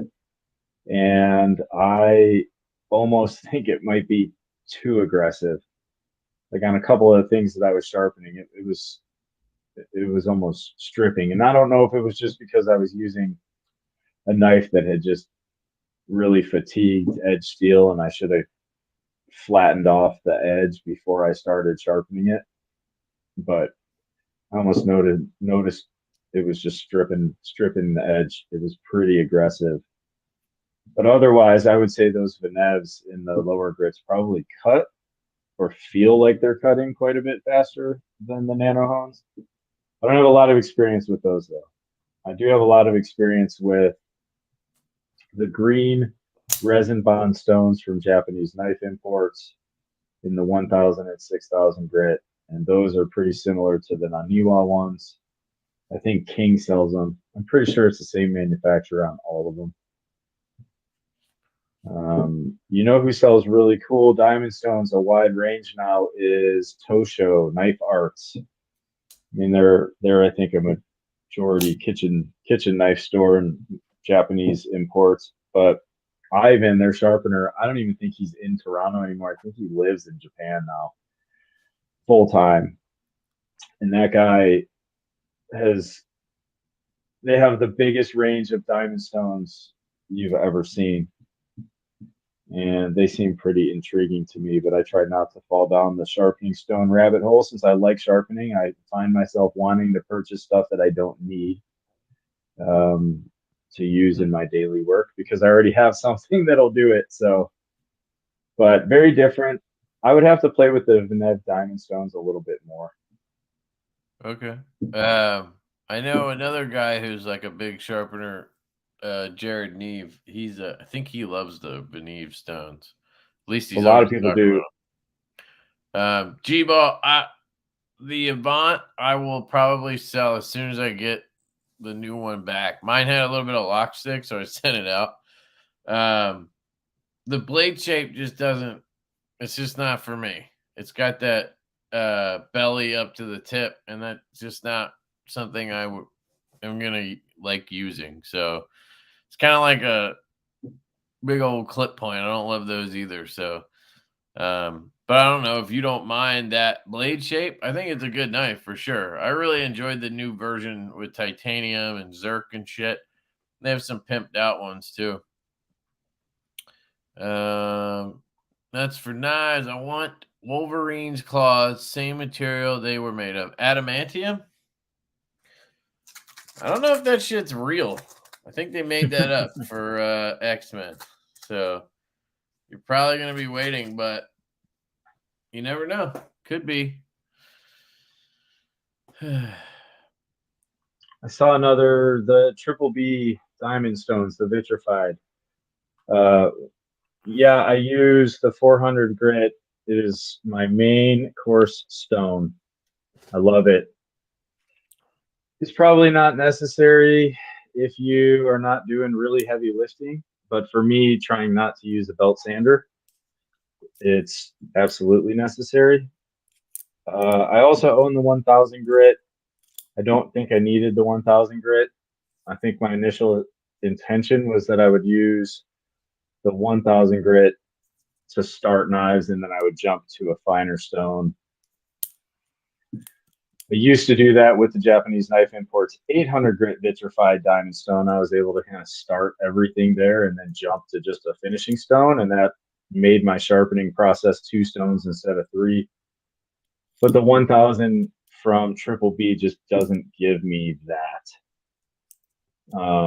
So while I like it, it's better as a bridging stone, and I think any stone can be a bridging stone. But the 400 grit is killer. Like, I don't think I could live without it. I think it's the best course stone on the market, in my opinion. ESGA says, I'm not liking the Avant. It fails and open pretty often for me. Blade slides off detent on the liner lock for a good few degrees. I think I know what you mean, where between lockup and it being at like halfway, the tang of the blade rubs on the lock bar a little bit. I remember pointing that out on the prototype I had. But it never hindered it, like, action wise. I'm sure that would just wear in. For the deployment thing, you have to flick it from the top of the hole. If you flick it from the bottom or middle of the hole, you're going to fail it. It's just because the hole is too far away from the pivot. It's just a physics thing. It's not really, you know what I mean? But the way I always flicked it was from the top anyways. It's how I line it up. It's kind of the same with that new field duty. It's the same exact thing, honestly. If you flick it anywhere but the top of the hole, it'll fail easy. Any update on the US Growler? And is there any miracle you could ever get Van X on a Divo knife? So I actually got prototypes last week from Kun Wu in Van X. It was a Van X Stout, but we started that project so long ago that we're already working on a V2 with Best Tech. And I don't know, if it was Kun Wu, we would have to order them and just sell them, because I just don't think I quite trust them enough to do, based on the prototypes we received, I don't think I quite trust them enough to do a pre-order. So it would be, I don't know. So probably not that knife, but I do want to do Van X at some point. If I can get it on something, I would love to do Van X. That's like my favorite steel. And the US Growler, yeah, we're working with Shank knives on it now, which is why I got this, so I could see how their quality is, which is really good.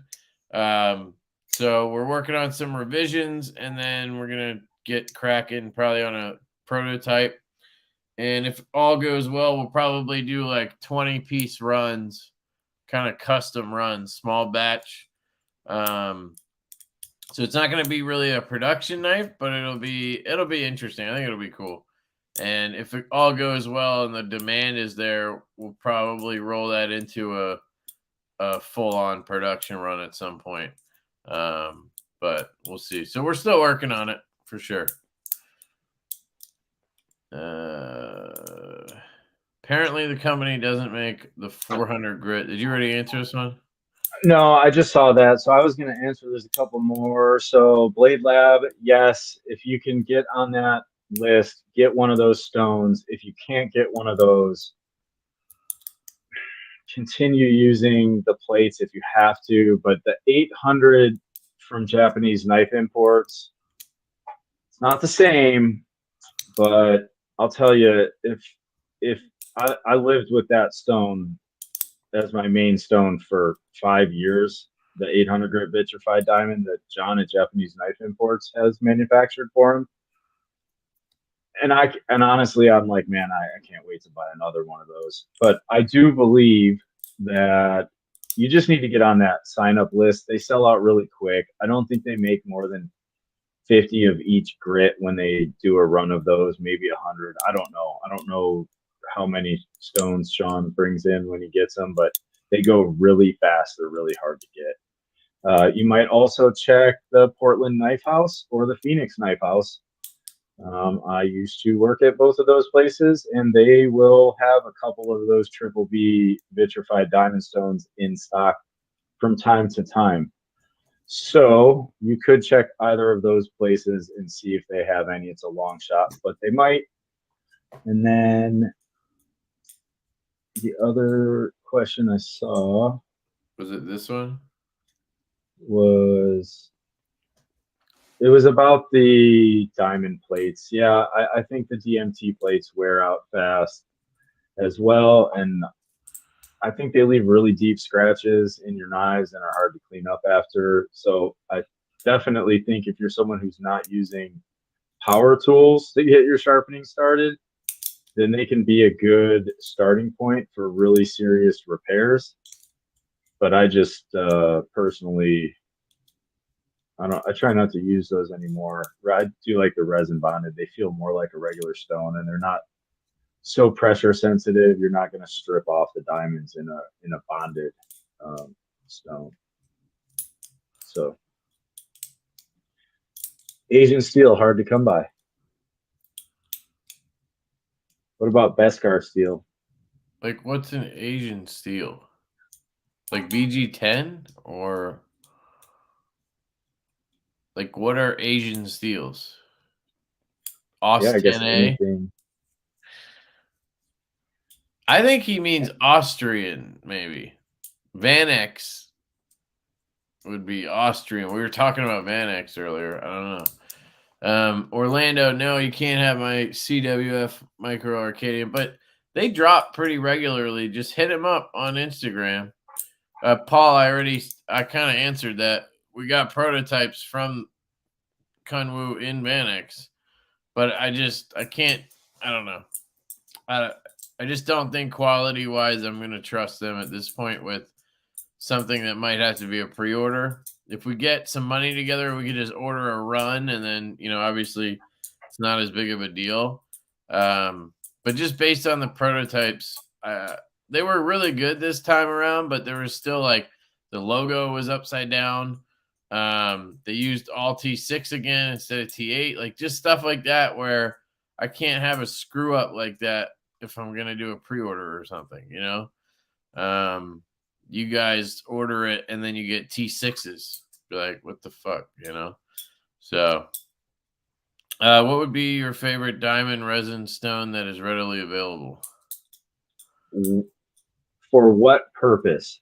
Sharpening, finishing, I would have to know. So for me, if I need a heavy lifting stone, something aggressive that I'm really going to do grinding on, then I would go both the two stones I mentioned, triple B 400 vitrified diamond. This is still a bonded stone, and 800 grit, or probably for your everyday sharpener if you're not running a sharpening business, and you're not really fixing a whole lot of damaged stuff, then you could probably just get away with the 800 grit vitrified from Japanese knife imports. Last time I checked, he said he had stones, but he didn't have them mounted to the glass plates. He was waiting on glass, but I haven't checked back in with him, so he probably has them by now. So I would say those are my two for coarse, and even a coarse medium. I like the DMD diamond stones. They're pretty cheap. If you want to buy some stuff from China and kind of play around with it, they do okay. I know the grit ratings like all over the place, and people have done testing on them and said that the 12,000 grit has 3,000 grit particle in it and blah blah blah. But if you just want to play around with something inexpensive, you can buy 1,000 grit DMD diamond stone. And then I use the Nanohone ones for finishing a lot of stuff that I do, a lot of kitchen knives. And I like the 10 micron, and then I just got the 3 micron. And for kitchen knives, harder steel Japanese knives, the 3 micron is this week I've really been enjoying it. So I hope that answers your question. Some of those diamond stones, those resin stones can get up to 195, 200 a pop. So from a cost standpoint, the nano hones are in the finer finishing stone grits. I like those. They're $110. So they're much more affordable and they last longer. They just feel different and they take a little bit of getting used to. The matrix is different than anything we've ever really used. If you haven't used them, it just doesn't. They just don't feel. They just don't feel or work the way you expect them to work. So I think it takes a little bit of adjustment to really start feeling comfortable with them. But they deburr really nicely, really easily. And yeah, these. So Ben's asking about strops. So these are diamond resin strops from Nano Hone. This one is their small strop. You can actually see like the loading. This is the 10 micron. I love this thing. This is what I hone all my Maxit and all that nonsense. So it's basically like running it over a sharpening stone. It's just a little 3/4 inch diamond resin. I was gonna ask that. Like, what's the point? Tube. Is it even a strop anymore if you're using diamond resin on it? So for me, stropping is a technique, right? And it's a medium. It doesn't have to just be leather. You can strop on basswood. You can strop on balsa wood. You can strop on denim. You can strop on leather, right? So isn't stropping just the same thing as sharpening, except for you're only going one way? Or is there more of a difference? I think for me, stropping is it's a good honing mechanism and a deburring mechanism, right? It's like a final finishing. For me, it's not the same thing as sharpening. Stropping. You don't do it between stones, though, right? No, I generally don't, because I know that with every single stone, my burr is getting smaller, and by the time I get to that last stone, it's pretty much gonna be gone by the time I get to the last stone. So I like these because you're not going to create a burr on your knife, but it will get through some of the bigger damage that can happen on your edge that a regular leather strop isn't going to get out. And then you're still able to keep a really crisp bevel. Is that leather? Like what material? No, it's a stone. It's a diamond resin stone. Oh shit. It's actually a stone. Okay. Yeah, I mean you can see the loading. You can kind of see how dark it is there. Yeah. But it's soft. You can't run into it. You got to use it just like you would use a leather strop.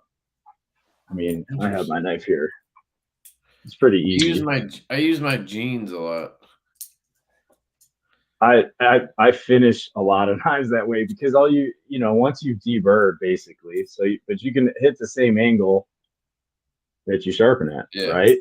Only now I feel like I'm better at getting the angle like down on my leg versus like up on a thing. Right. Well, whatever's comfortable for you.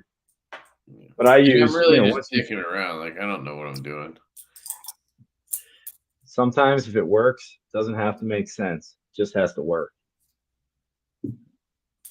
There was another. I bought a stone. I think I bought a stone after the last time you were on, or maybe it was before that. But I got one of those little like DMT stones or whatever it is, the folding ones. And I tried like just sharpening my one of my prototypes, and I fucking scratched the shit out of it. Just totally destroyed it. Like I think when you're a beginner sharpener, you should use full size stones. I think it's just easier to work on a larger surface. And as you get better, you can get used to using smaller and smaller instruments. But you want to be able to work through a longer range of motion, I think. When I strop, I like to start all the way at the back and try to use as much of the surface as I can. But if you're experienced, then sure, we could just use this much. But I think it takes time to get used to that. So when you first start, I think you should always try to get a big, obviously if you want. I also suck at going one way. So like I can like I'm half decent at doing I forget which one it is, like coming this way or going that way. Like I'm good at one of them. It feels like comfortable. I feel like I get the angle right, but coming the other way feels awkward as shit. Switch hands. Go what? Do it right-handed? Try switching. Try mirroring it. So it'll be all of it's going to be awkward at first. So there's two ways to fix what you're talking about. One, force yourself to only do that back, whatever side, if it's the front side or the back side, whatever your weak side is. Get a knife that you don't care about and just do that on repeat, just until you get comfortable with that movement.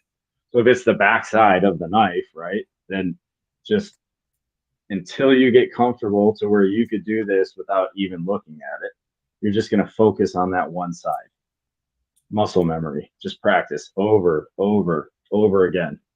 Or, like, if you really want, you can just mirror image, turn your tool around, slow down, and mirror image your other side. It's whatever's going to be more comfortable for you, but try it. You got to try different things until you find something that works for you. But if you feel uncomfortable on one side, just do that side, or get a knife you don't care about and do it over and over and over again.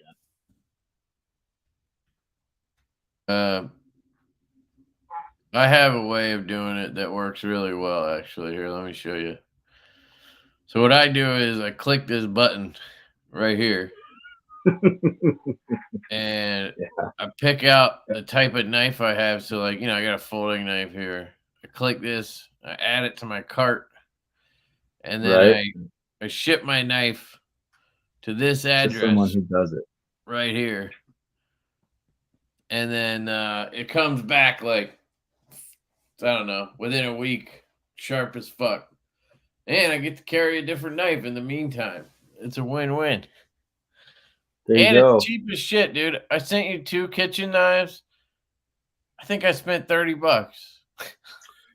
So I will say that I have since decided that instead of shipping being $9, it's going to be $15 because that's what I paid, I think.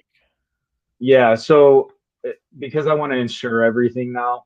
Yeah, I paid $20 for the sharpening, I think, and then like 15%. It was like $35, I'm pretty sure. Well, and I guess I paid to ship it to you, but right.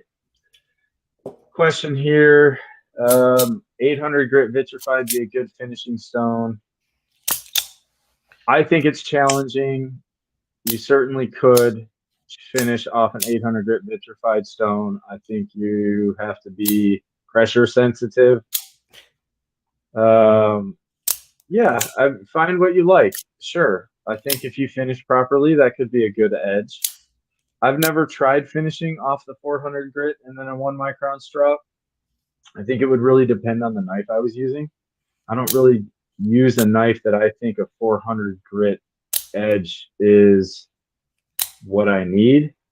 But if you're using if you're using a rough working edge, or you need a toothy, grippy edge, then something that really grabs, you might like that. Everybody's got kind of their own idea of what they like, and that's kind of the cool thing about doing your own sharpening, is that you can find what you like and repeat, try different things. You'll figure it out. You can finish on any stone, really, if your pressure is proper and you get your burr off. I just know that toothier edges, I think you're more likely to catch some of those scratch patterns if you're striking things, and you can end up getting chipping maybe a little bit easier. But again, there's lots of variables in that, whether it's blade steel or hardness or all of the above. Glued piece of leather to a piece of wood. Random yellow rouge works all right. Any thoughts on using the smooth side of the leather versus the rough side? Okay, so currently my favorite leather that I use is a horsehide, and it does have I don't use the flesh side. I use the skin side of the leather. And this particular leather, and most leathers that I like, have more of a suede texture to it than like a slick, hard, firm leather. And I think that that holds abrasive better too. So I've almost always used kind of that more suedey top side or non-flesh side. I know a lot of people like that rougher flesh side. It's never been for me. And I know a lot of those barber strops can be like that top grain cowhide, and they're just real slick and hard feeling. I've never really been a big fan of that either. But people use them and they work. So as far as your rouges are concerned, do yourself a favor and go buy some gunny juice and just don't waste time with anything else. The hell is rouge? Like makeup? Rouge is any kind of abrasive compound you're going to load onto your strop. A rouge will come in a stick. Usually it's pink, Okay, like blue. the green and white shit? Yep. They'll sometimes call them jeweler's rouge, or it's just can be a generic term we use for a compound. Gotcha. Someone who sends their knives in, do I suggest people learn to sharpen or leave it to the pros? I would always suggest that people at the very least learn to hone their knives, because even if you send it to a pro and you invest in sharpening by a professional, you want to get the most out of those edges. At the end of the day, you're going to have more control on how long that knife stays sharp than my sharpening. If I get all the burrs off and I give you back a knife where I've gotten rid of all the damage that was at your edge and I've gotten it as burr free as I can get it, depending on what you're doing, it's still going to dull. And there are a lot of variables, but it's going to dull. And if you want to keep it going for as long as possible, you follow the angle that's on there. You do some stropping or honing yourself, either with a leather strop or even a plain piece of leather or a really fine stone or anything. But honing your knife is going to give you the best results in the longest lasting edges. So if you want to fall down the rabbit hole and pick up a hobby, then I suggest you learn how to fully sharpen a knife. If you're not interested in taking the time to learn the muscle memory, and it's probably not for you.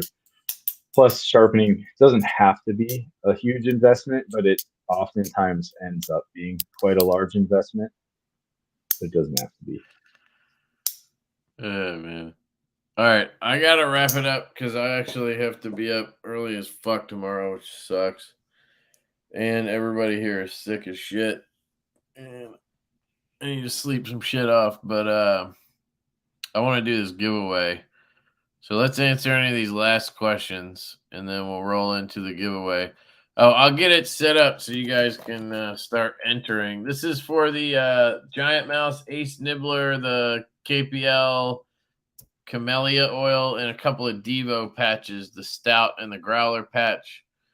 And we'll use the words hashtag Boondagger. We'll go with Boondagger for the giveaway. I'll put it up here. So you guys can start entering while Corey answers some of these last questions. I see a comment about green compound. Yeah, there's a pretty good green rouge out there. K1 Koyo. It's the best. I need to try the diamond shit because I've only ever used green compound on a Beavercraft strop. My strop game's on fluke. Wait, where do I put in Boondagger? You just put it in the comments. First, you got to make one, though. Oh, man. It's going to be good, man. I'm excited. I'm going to name it. Now I'm going to have to name my daggers Boondaggers. You should. And everybody's going to be like, what's a Boondagger? You're like, only I make them. Yeah. It's unique. Cutting board material suggestions to help keep edges. Not glass, right? Those are the worst. Stay away from glass. Glass, those aren't cutting boards. But what are they?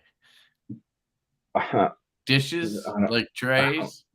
I think they're you put plates on them and stuff, serving trays, and I don't know why they ever made glass cutting boards, or when somebody remodels a kitchen, they give you a granite slab and they tell you they left you a cutting board from your leftover cutoffs of your countertops. And best cutting boards are the high soft or the rubberized Japanese cutting boards. Those are the best on your edges. They're crazy expensive and they don't. What about the silicone shit? Like you can get it every place, like plastic or silicone, the thin plastic. As long as your knife can make a scratch in the surface of what you're cutting on, you're probably okay. Okay, yeah, because those plastic ones, they're like really flimsy. We have some of those, and they're all fucking marked up, like scratched to shit. Yeah, I always prefer wood. End grain wood is the best wood. People say don't use bamboo because it's hard. Yeah, it's pretty hard, and I guess technically it's not wood. So it's boondagger, not boondagger. Oh my god! Just stay away from all those. Appreciate you coming out. Thank you for tuning in. Yeah, thanks for listening to my mumbo jumbo. Boondagger. We got a lot of boondaggers there. Oh my god, that's hilarious. 60 boondaggers in the chat. Can I get 61? Oh, there's 61. 61 boondaggers. All right, let's let it rip. For a micro knife, who's going to win? So slow. Oh, Mark Barron. Shout out to Mark Barron for the win, bro. I'm going to put my email in the chat here. Gmail.com. Poondagger is just... Oh, God. You guys, an eggplant. I saw somebody ask if my books are open to whoever that was because I can't go back that far. Hit me up on Instagram. We can talk. I don't know if my books are technically open anymore, but it depends on what you want to do. They could be. They probably will be.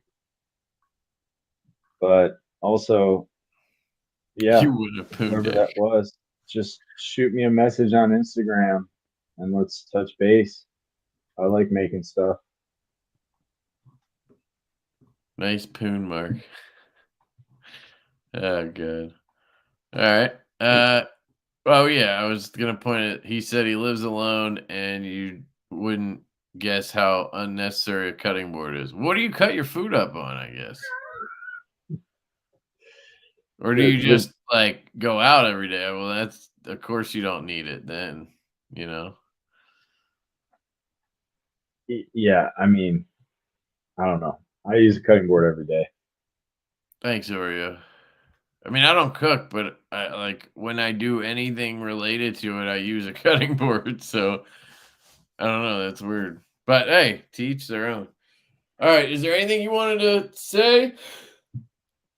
No, if you're interested in a knife or more sharpening stuff, you can catch me at Corey Dunlap _ on Instagram. I'm also on Facebook, Corey Dunlap Knives, or just Corey Dunlap. You can find my personal Facebook page. Mail order sharpening at CoreyDunlap.com. Also have all the NanoHone products there. I don't carry their full catalog, but everything that I use in my sharpening service, I sell, and I will be expanding as they keep continuing to make things that I like. So, yeah, thanks for having me on, and hopefully, if anybody has any more questions, you can reach out to me through the website or Instagram or Facebook, and happy to talk about sharpening and knives anytime, really. Kind of our thing, right? Yeah. Exactly. One last question. What's your favorite, whatever that is? Gyuto? Favorite Gyuto. Oh, I was close.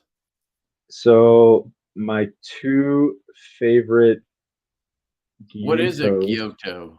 It's the Japanese name for a chef's knife. Okay. I have a Sukenari Hap 40 24 centimeter with a wah handle, and I mostly bought it because of the Hap 40, but I absolutely love it. And my other favorite gyuto that I own and use is the Terayasu Fujiwara Aogami Super Core Steel. I have a 210 that has the little finger groove on it, and it's a Western handle. I don't remember whether he calls it the Danka series or what, but those are my two favorite Japanese gyutos that I use. I'm sure there's other ones out there that I like a lot that I just never pulled the trigger on. I really like the Ryusen Damascus VG10 knives. I know a lot of people probably think they're played out, but there's some really, really nice fit and finish, high polish etched Damascus. They're just really clean for a small batch production knife. So those three. Yeah, Blade Lab. They got a different word for literally everything. It's another language. I'm just kidding. I'm joking. All right. We'll close it out with that. Thank you guys for coming out. Appreciate it. Thanks for coming on, Corey. Appreciate Thanks, it. Kevin. I'll talk to you soon. Thanks, guys. Have a good